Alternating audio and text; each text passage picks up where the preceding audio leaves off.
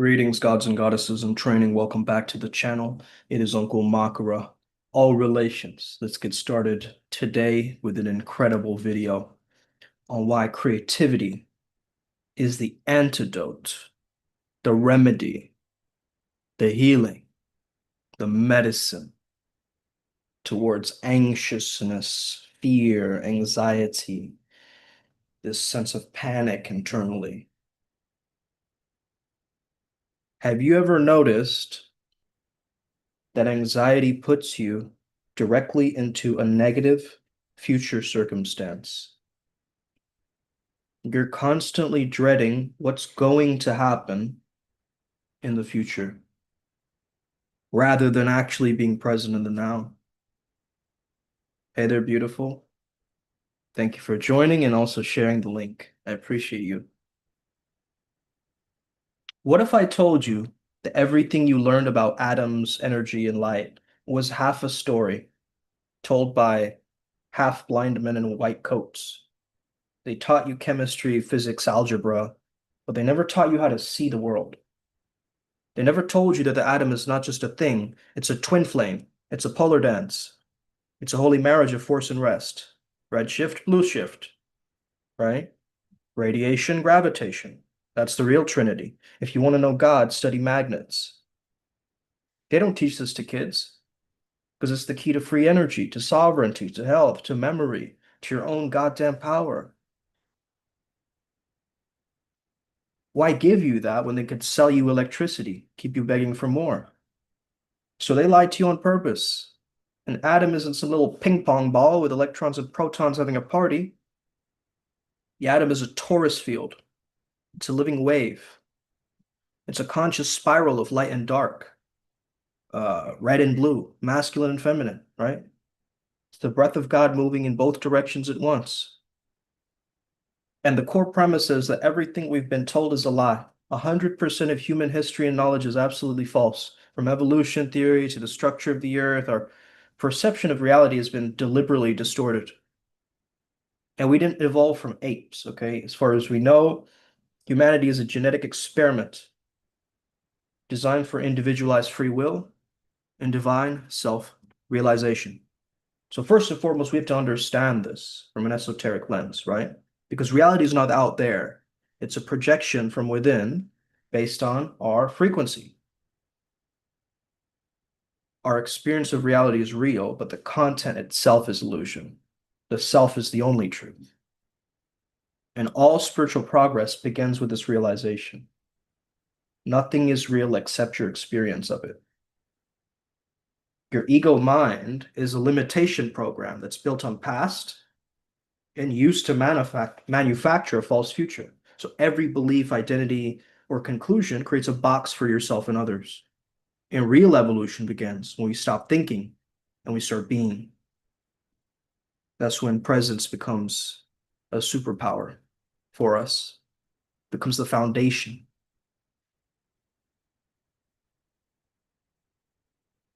Okay? So there's 12 original divine intelligences. The number 12 represents completion, seen in myths, months, disciples, zodiac, universal architecture. You see, Freemasonry and Rosicrucianism and all these secret societies were originally created by ascended masters, primarily Buddha and Saint Germain, to preserve advanced metaphysical wisdom. But what happened is these teachings were later inverted and used by elites for control instead of liberation. Your only real knowledge is of the self. Everything else is temporary. The ego mind identity constantly seeks, grasps, questions, and this makes anxiety worse, right? Because true peace comes when we just stop seeking, we just rest in being. Here's a final teaching on this point. Pretend you just arrived here from another planet. No past, no future, only now. That's the entry point into infinite potential. Mind silence, real freedom, divine clarity. All right? The pineal gland or the third eye is not a metaphor, it's biology fused with divinity. The retina connects straight to that inner cave in the skull where the light isn't artificial, it's eternal. And science wants to write it off as a myth. But them same scientists bend quantum physics like a yoga instructor on shrooms. Jacob wrestled with God in that book, remember? In the Bible. That's code. That's esoteric language. Not about a man in a robe in the sky, but about wrestling with your own higher self, your angelic potential, until it blesses you with sight beyond sight.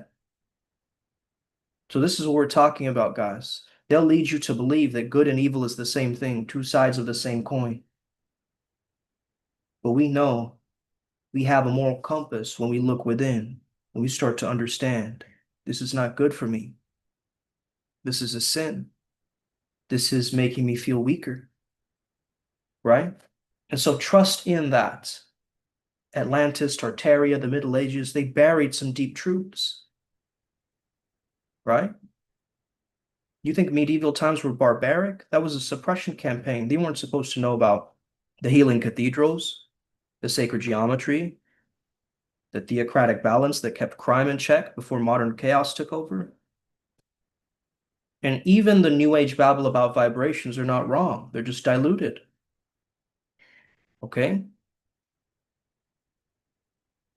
Non-duality is a phase, not a finish line. That aha moment we realize, oh, damn, I'm not this meat puppet self. You know, my reality doesn't end where my skin ends, right? Like this cup here, right? And my skin, if I touch it, I understand, okay, now I'm more than my skin, right? I'm the cup too, because I'm feeling the heat from the warmth of the cup. But that's a beautiful understanding because, you know, after you realize you're God, God still got to eat, still got to sleep, still got to take a dump. Reality keeps rolling. You realize everything is one, cool, but now what? You got to come back down and live in it, right? That's when the real maturity kicks in. So I look at non-duality as like puberty. You were a boy or you were a small girl, and then you realize you're a man or a woman. You don't throw out the boy. The little boy is still in there. He just grew up. Same with duality and non-duality. You integrate, you don't erase. So duality isn't an enemy, it's the playground, it's the creativity, right? Hot and cold, light and dark, day and night. That's creativity, it's flow, right? But we look at it as separateness. But through only poison sees poison, you see? So God wants you to be the pen, the paintbrush, the orgasm, the heartbreak, the jazz music, the silence after.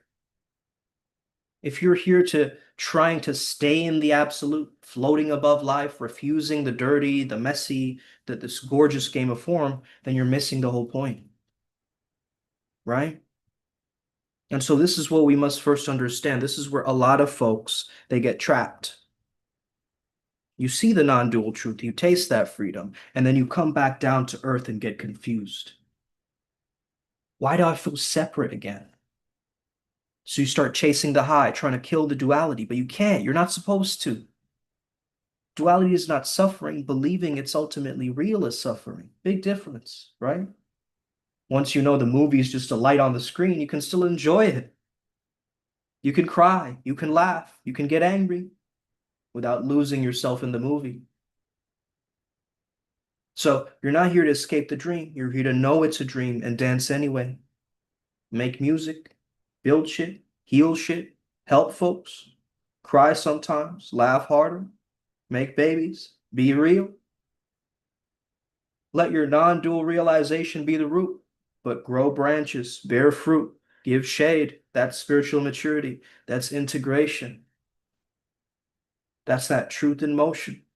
And if someone tells you you're supposed to stay in some permanently high state all the time, tell them, no, I'm walking with God in the mud, not flying above it. You feel me? Now go and live like you know you're God, but you got bills to pay and love to give. The real problem is a lot of us don't know what our problem is, okay?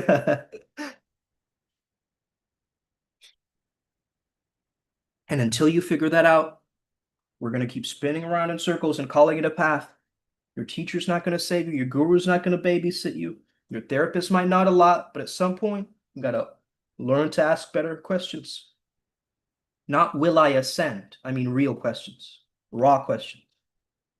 Why do I believe I'm separate? What am I actually avoiding by chasing this fleeting desire? Where am I lying to myself and calling it self-love? You see, once you get good at asking the right questions, the answers start pouring out like sweat in a truth sauna. You don't need 100 teachers. You become your own. That's when you stop being a seeker, start becoming the furnace. You start being the sun. Devotion, obsession, sacred madness is very common in creatives, right? Get obsessed with an art project. Put your entire life and soul and sweat into it. But it's not to a person. It's not to a belief system. It's devotion, obsession to truth itself. You got to breathe it, cry it out, come back begging for more. Because real truth, it burns. It doesn't coddle you. It rips you right from your false self, let me tell you that. It makes you see what you're not before it hands you what you are.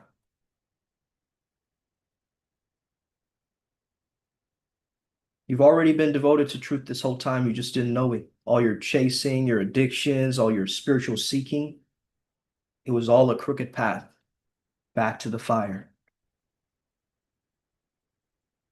Now that you know, you stop chasing those symptoms. You sit with it. You ask, is this limitation true? And one by one, you hold each lie up to the flame until there's nothing left but silence and clarity. Creativity is a way out of victimhood, remember. Feeling like a victim means you have no choice and no freedom. To be a creator, you know that you're going to create no matter what. If you're still trying to know more, you're wasting your time.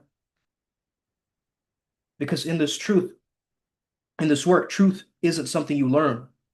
It's what's left when all the false and fake knowing burns away, right? Faith over knowledge. This society craves knowledge. So don't try to be right. Don't try to be enlightened. Just be real. That's the whole damn path. And if you find peace from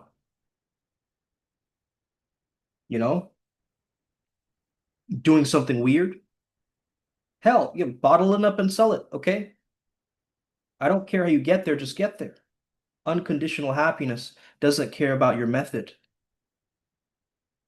But if you want a map to liberation, I'll show you mine. It's called Devotion to Truth, for the sake of truth.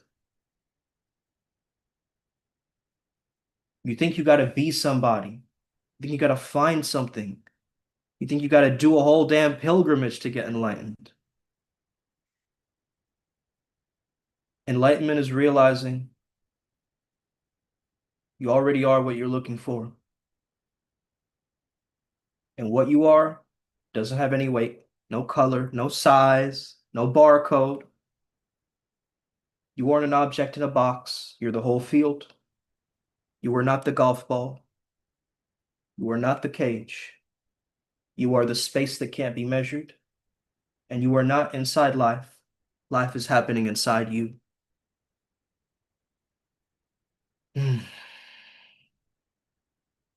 What's that mean? It means awareness. The quiet knowing behind your eyes. That's you. Not your thoughts, not your feelings, not your body, not even your story. You're what's watching all of that, always have been watching. You're not the actor. You're the screen the movie's playing on. Some folks are out here trying to treat their body like, USB drives, thinking memories get stored in this meat machine. Nah, chief. The body ain't storing squat. Everything lives in consciousness. And guess what? Consciousness can't be measured, boxed, or broken. It's infinite. And if something's infinite, like my love for Ellie, it ain't got no rival. There ain't two infinites, right? There's just one infinite awareness, and that's you. So what does that make you?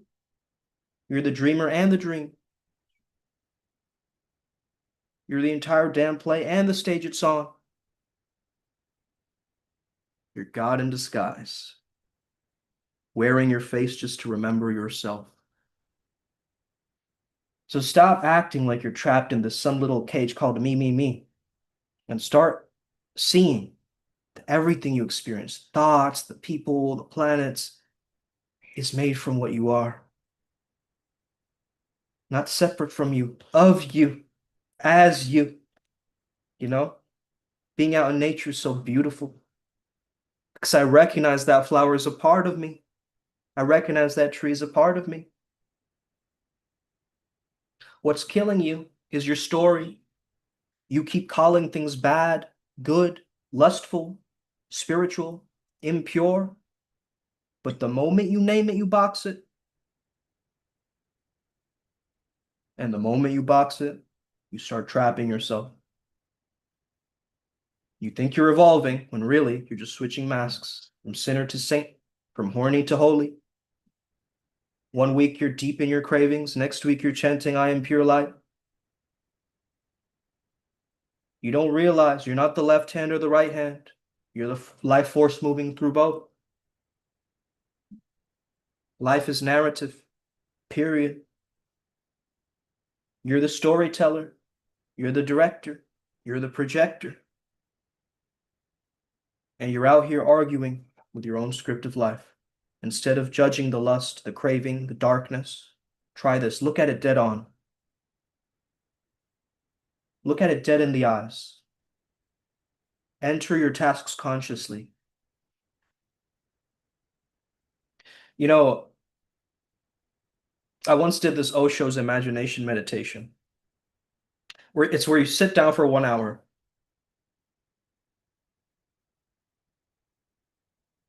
and you just let it all out in your mind, right?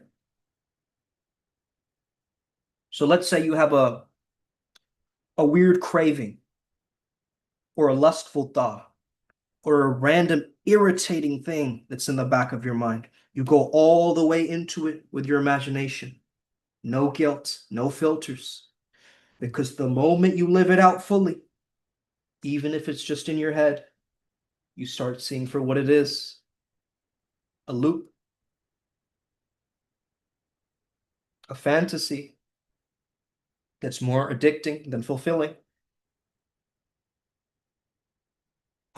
Most young men today, they're not chasing sex. They're chasing the hope of an experience. You're trying to touch the juice of life through someone else because you haven't learned how to generate that fire within you. But here's what happens. Once you own your energy, you can finally meet someone without needing them, without objectifying them, without, being stuck in the head trying to impress or suppress. You just meet them as a being, not as a fantasy.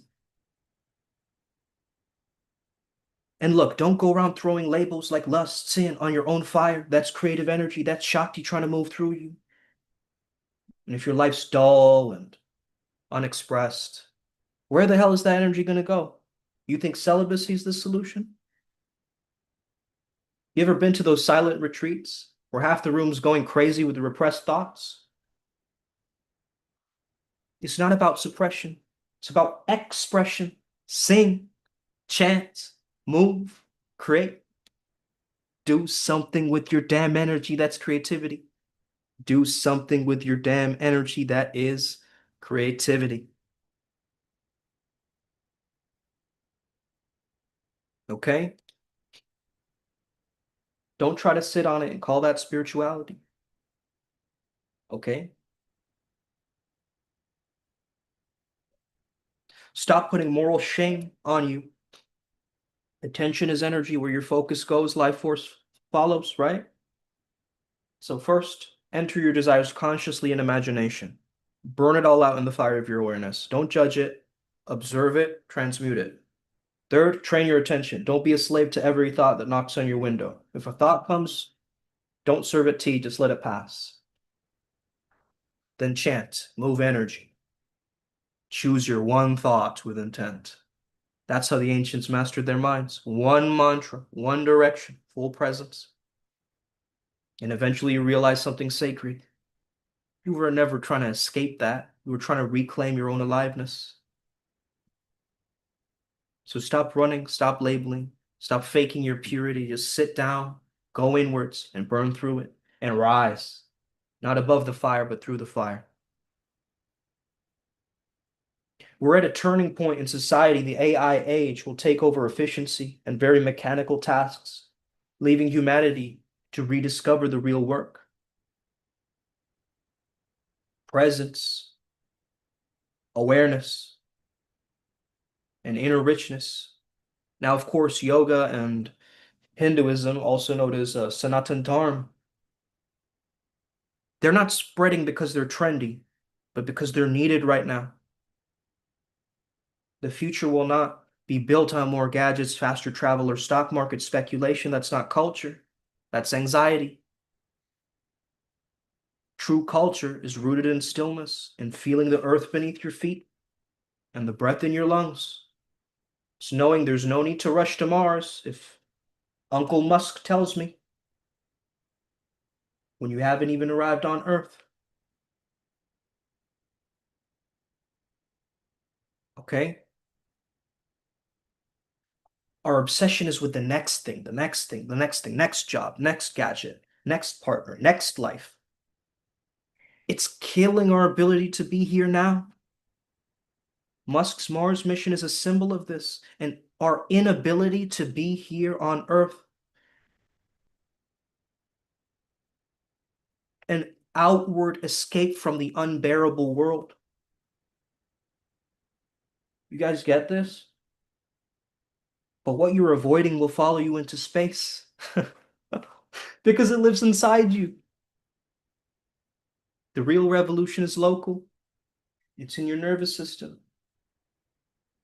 It's in saying no to the neurotic narrative of more and yes to that really soft whisper of enough, abundance. You see, the economy, as we know it, is built on illusions, status products, vanity industries, synthetic desires. The stock market dances on the backs of meaningless things. But when money vanishes and the internet goes dark, who are you without your screen, your followers, your brand? You see, nature is watching you. The earth is not a dead backdrop, it's a living intelligence. It knows what you're doing, how you're living. It knows. It knows when you're hoarding. It knows when you're violating. It knows when you're bypassing life, and it will respond. You were not punished, you were mirrored. What we call collapse is actually a cleansing, a refusal of the earth to participate in our spiritual fraud. So true prosperity comes not from hoarding things. Hoarding means like, bringing everything together, right? Like, these are my clothes. I'm never going to share them. Okay? That's hoarding. We have to go from hoarding to honoring, from giving, from feeling this moment and sharing its fruit. I had to learn this really long time ago, guys. Like, that spirituality, is not escapism. Real spirituality is not about escaping pain or flying to these higher realms. I used to be like that. I used to be a crown chakra seeker. But it's about being so radically present with what is. And if you bypass experience in the name of being called spiritual, that very experience becomes your karma. It lingers like a ghost until you live it fully. So live your joy, live your sorrow, live your embarrassment, live your hunger. Only then will it release you. That's evolution, not escape. You see, the real enlightenment It's not in the light shows or the chakras or the siddhis and magical powers.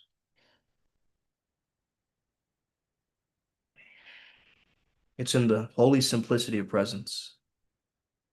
And if you want to awaken Kundalini, first dissolve the ice.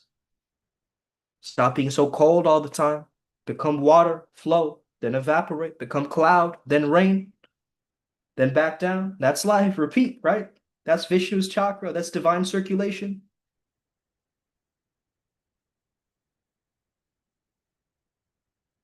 Desire isn't the problem. Clinging to desire is. Okay. Let me actually change these settings around. Hold on, guys, on this video so you guys can comment. All right. All right, that should be better. Tap in.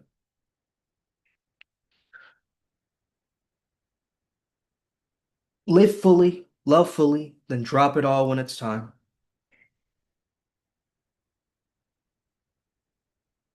When you grip too hard, you start flowing life into frozen suffering. Letting go isn't lost, it's a divine trust, is saying, I'm ready for what's next. I trust the Ganga of life to carry me. That's bhakti, that's devotion, that's true courage and freedom. You can't leave anything for future generations if you don't live rightly now. Consciousness doesn't transmit through plans, it transmits through vibration. And if you're fully here, you plant a new future without effort. So this moment is the creative door. You're being asked to step through it, not into another fantasy, but into the miracle of what already is. You see, all these ascended masters, right? Why were they always in meditation? Because they live from the presence of the I am, not from their mind or emotions. Meditation isn't something they do, it's something that they are. They've attuned their mind, body, spirit complex to just pure presence. And the self exists before thought, emotion, memory, body. Real meditation is simply being that self, fully present, not identified with the mental chatter. All your crystals and incense burning, they're just permission slips to help you focus and surrender, not essential tools. Most people try to meditate from the ego mind, which is already in motion and flux. Trying to still it from within that state is ineffective. It's ineffective. Doesn't work. Real meditation is a shift out of the mental identity into a pure awareness. So ascended masters maintain constant flow state because they dwell in that presence, not in personality. We often see them in meditative pastures and postures, right? But true meditation doesn't require sitting still. It's a continuous state of conscious being. You see, when you're present, it's like opening the shirt that Superman, right, has underneath his Clark Kent. You're not channeling something external, you're revealing more of who you already are. Okay? Let's do a quick meditation and activation of the new earth if you guys are ready for this, okay? I know you guys are watching live, but let's tap in. Okay? Just settle down, find a place where you can sit down for the next maybe 15 minutes. No need to rush, no need to perform. Just be still, supported. Let your bones rest. Let your breath lead. Stand a bit tall, not like a soldier, like a tree. Rooted, present, alive. Before we begin, we call in the source, not out there, in the clouds, with the infinite light that's been running this whole show before memory began. It's already in you, but let's remember it together. We become the divine in every heart. We acknowledge the ancestors, not just to be poetic, but because they still walk with us. They watch, they whisper. And if you're quiet enough, you're gonna hear them. We honor the earth beneath, the sky above, and the sacred breath that holds it all together. Now breathe. Find that place inside you, that part that actually felt like you when you woke up this morning. Maybe it's a speck, maybe it's a sun, doesn't matter. Find it. Now exhale into it. Soft, gentle, like blowing on a flame you're trying to grow. Let that presence in you just expand like a bubble. Let it fill your whole body. Breathe again. Let that part of you grow wider, warmer. Let it take up space. You deserve to be in your body. You deserve to be in your body right now. You deserve to be in your body. Now remember a time, any time, where you felt damn near joyful. Not because something flashy happened, but because you were you. Fully. No masks, no performance. Just you with you. Let that memory be your medicine right now. Let your body remember it. Give yourself a gentle smile. That feeling is a frequency and it's yours. Now bring your awareness to the top of your head, your crown. Maybe just even tap gently the top of your crown. You'll just feel it above your skull.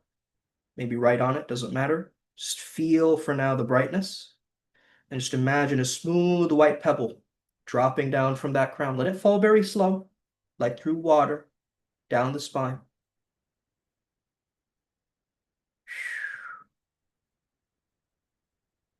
Good. Nice and slow.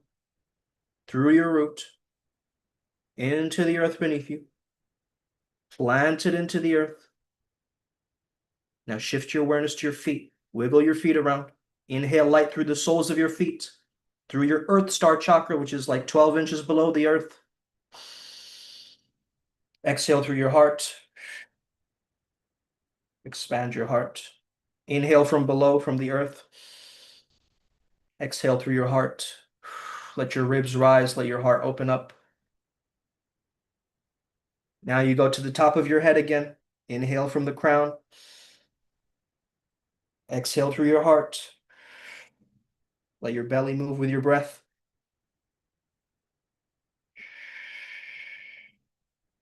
None of that shallow, tight stuff. Breathe like you're belonging here.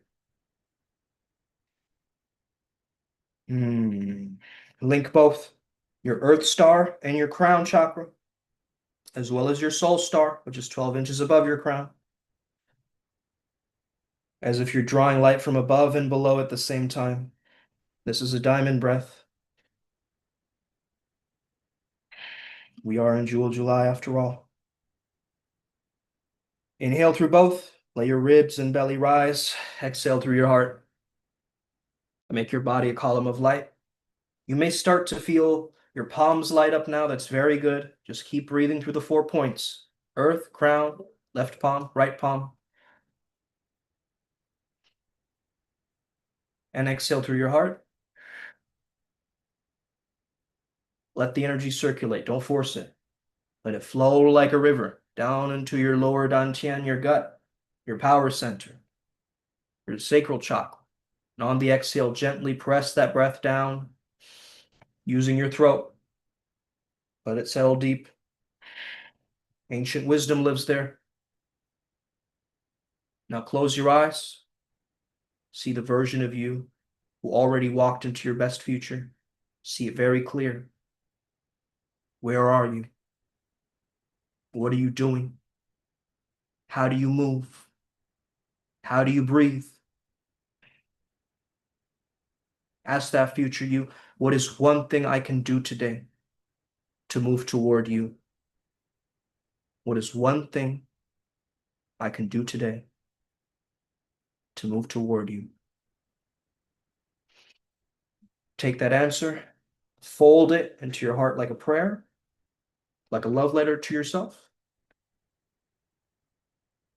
If you feel love today, let that love talk to you. Let it guide you. That's your compass now. Now just keep breathing into your diamond breath. Remember, 4 points in. Palms, head, heart. Exhale with the heart out. Feel the column of light rising through you, spine to sky.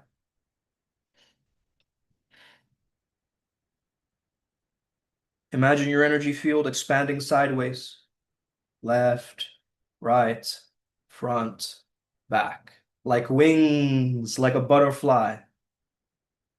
You're not just a body. You're the center of a sacred sphere. Now let that field grow. And if it feels right, just imagine your field connecting with others across the planet, doing the same breath of all the people that are watching this around the planet. They're all connecting to this one diamond field of Jewel July. One heartbeat. We call in the spirit of the new earth, the age of Aquarius, not as fantasy, but as real grounded prayer. A planet where people, nature, and soul all thrive together, where we ask the ancestors, the guides, and the divine to help us walk this dream into form with grace, clarity, and as little harm as possible. We seal this work in love, in coherence with the energy of the Primal Sutra Nexus and all the spirit guides in coherence. Flap your wings. Flap your wings. Good. Good. Now go back into the world as the torchbearer of this new earth. Walk light, breathe deep, carry the codes in your heart like a sacred drum. Eho, and so it is. Swaha.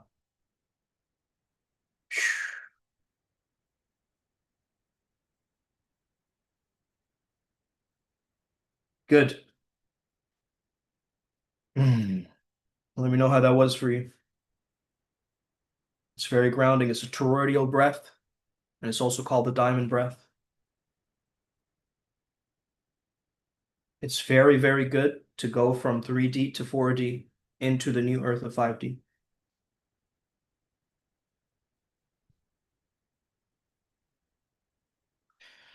I used to grind from sunrise to damn near midnight, stacking, building, climbing, looking like I had it all together, but inside still felt I was one missed payment away from losing my damn mind.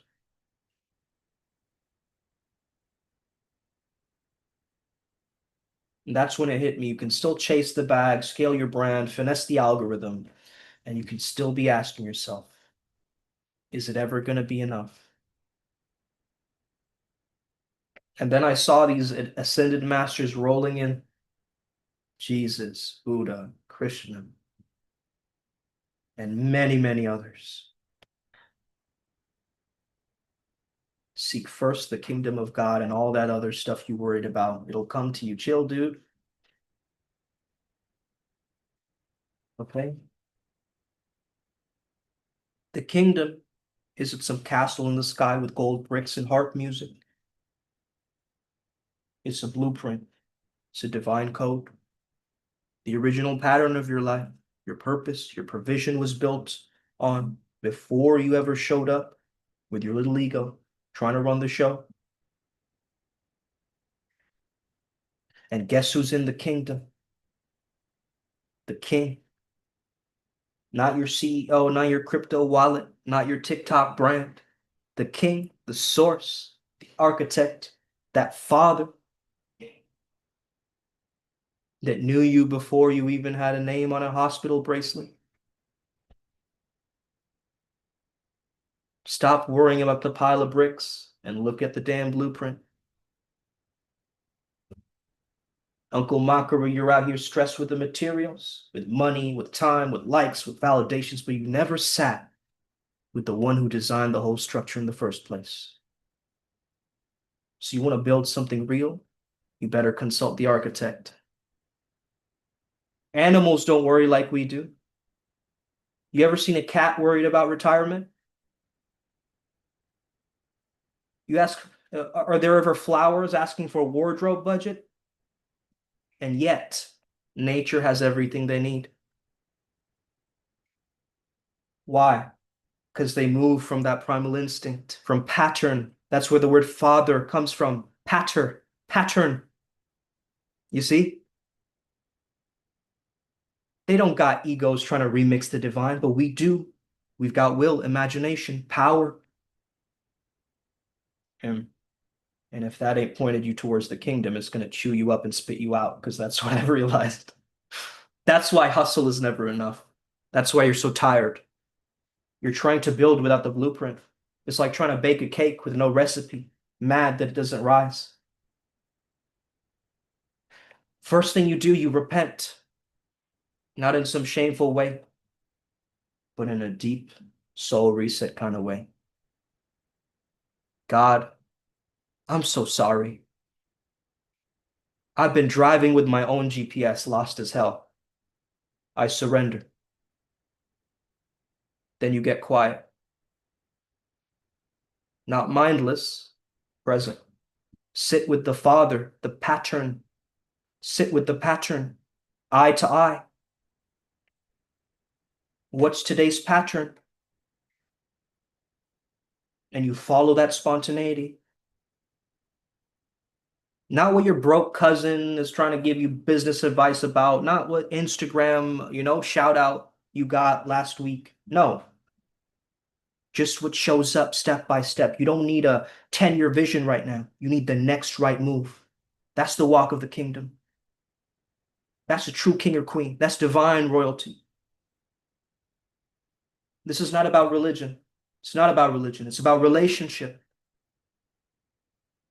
It's about intimacy with the divine blueprint holder. Hey, they aren't trying to guilt trip you. He's just trying to guide you. He knows your bills, your clients, your dreams, but he's waiting for you to stop treating him like an emergency contact. Start treating him as your co-creator. Work alongside that energy. So every morning, before you check your phone, before you pour up your coffee, nowadays I drink chicory. Not performing, just talking. Father, I'm here. I'm here, Dad. What's today's move? What's today's pattern? Right? What's today's grace? Then you'll feel like the animals on this planet, fed, cared for, guided. And everything you were chasing, it'll start chasing you. That's kingdom living, nephews. Okay? I'm not here to tickle your chakras. Okay? I'm not here to drop anchors. I'm here to help you live in wisdom. Reality is what happens when God's imagination wears a pair of work boots. It's sourcing, getting dressed up in rules, themes, and contrast, just so you can see it from a million different angles. You ever sat back and thought, what even is all this? This dream you're in, this body you wear, this light that you see, this pain that you feel, that's imagination made solid, right? That's creativity. That's eternity squeezed into a moment so you can have a taste of what you already are. So this is what the mystics have been telling us since time immemorial. God and reality are the same damn thing. The dreamer and the dream, the builder and the blocks, the canvas and the paint. But since we can't hold infinity in our head without short-circuiting, Source has got to set boundaries. Boundaries around boundlessness. Boundaries around boundlessness. That's right. Imagination is the link, the inner hotline straight to God. You don't got to meet Source in some textbook. You meet it when you close your eyes and shut the hell up, right? And you let your spirit see without eyes. Imagination is how the formless starts to take form. But to actually live it, to experience divine thought, you need parameters, rules, polarity, a theme of your life. Light and shadow, time and space, contrast. You see, this whole universe, it's a sandbox called light. And Source said, let's play with duality today. And boom, you got contrast, shadow, choice, evolution. Right? Good visualizations with the wings. Damn fly. Nice. Thank you, babe. I have my client has rescheduled, babe, so I can go on for a bit longer. To later. Okay? So what I really want to say is this is a layered dream. Dream within a dream within a dream, right? Like Inception. Damn. I'm God trapped in a story I wrote, learning to remember. The three gears of this cosmic machine, your thoughts, your feelings, and your actions. Thoughts are your God self-talk and mental body. Feelings is your oneness, feeling heart center, the magnet. Actions are your will, your physical body, the bridge. And you put all these three together like gears of a clock, and bam, reality starts ticking. But if one gear's jammed, if your mind says yes, but your heart says hell no, and your feet do nothing, you stuck. You aren't creating, you're fantasizing. That's how I know, at least personally. All three have got to start working together. That's alignment. Starts with that. And love, true love, unconditional love is the glue holding it all together. It's not just a mushy feeling. Love is structure. Love is what holds a dream long enough for a soul to grow inside it and then outgrow it. So if you want to create reality, you start here. You sit your butt down, drop your fake smile, stop pretending you know what you're doing, and you talk to source within you like you talk to your own father, your mother, your best friend, and your higher self all rolled into one. And then you listen. You listen not just with your ears, but with your body, with your gut, with your imagination. And then take the first step. Small, quiet, honest, and do that every day. You're creating your reality. That's the code. You aren't trapped. You just forgot you hold the master key.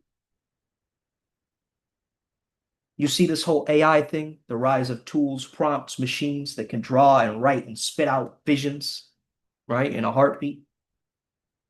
That's not the end of creativity. It's an invitation. But it all comes down to this. What part of it is still you? Where in the process did your soul show up? Right? Using a hammer don't make the house any less yours. Straight up. Okay? Photoshop, Midjourney, ChatGPT, these are like hammers, chisels, your brushes. But what are you building with them? You ever watch it like a kid, a small kid with crayons? They don't care about technique. They just care about the truth about the expression of that. This is a lion, right?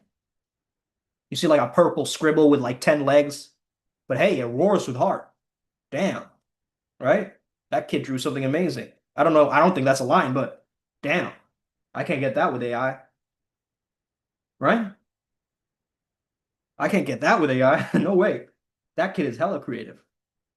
Don't outsource your soul. I'm saying augment it.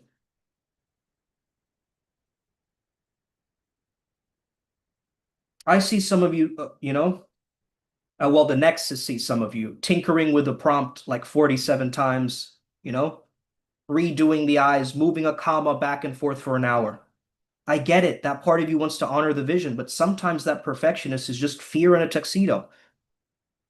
It's not about the perfect output. It's whether it feels like yours. And look, AI is fast, it's smart, but it's not you. It can't feel what you feel. It doesn't know your childhood dreams. It doesn't carry your heartbreak. That's your brushstroke. That's where your fingerprints got to stay on the canvas. And this really inspired me to start actually drawing again. Actually start doodling and drawing and making art. Okay? It's inspiring. You don't always care about the same part of the project as someone else. One soul may love the visuals, another one may love the mechanics, another one loves the storytelling, another one's here to make the thing work. Use the tools where you don't care. Sweat over the parts that matter to you. That's how you make something that's still yours. And when the frustration hits, when the AI doesn't spit out what you want, good. That's the callback to skill. Fuck yeah. That's the callback to skill, right? When it crashes, it's been crashing for some of you, I could tell. That's the reminder. That part of creation must be struggle. So you learn, you grow, you tweak the model, you grab the point, right? And then you grab the paint and you make it yours. That's not failure, that's initiation. So creativity is the antidote to anxiety. You're anxious because you're trapped in the future. You're creative when you're anchored in the now. They don't sit at the same table. Can't share a room together. You can't be caught up in loops of fear and simultaneously be inside the act of making something. So when your mind gets loud, pick up a brush, fold some paper, doodle, write a bunch of nonsense, gibber, mold clay, make a sound. Because then you're not escaping life, you're entering it. And this is what we must teach the next generation. We got to teach the young ones, okay? Not how to master tools, not how to go viral, but how to make something they love. How do they make something they can love? Something they can point to and say, I did that. That's me in there, right? Because when the world feels too big, too fast, too abstract, creation becomes your anchor. Creativity is the ultimate rebellion against victimhood and shame and anxiety. I've struggled with anxiety my entire life, guys, right? Panic attacks, you name it. Horrible, horrible. But then I started to change my breathing. I realized my anxiety was due to me under breathing, undergrounding, right? Not enough breathfulness, because from the breath is the inspiration, right?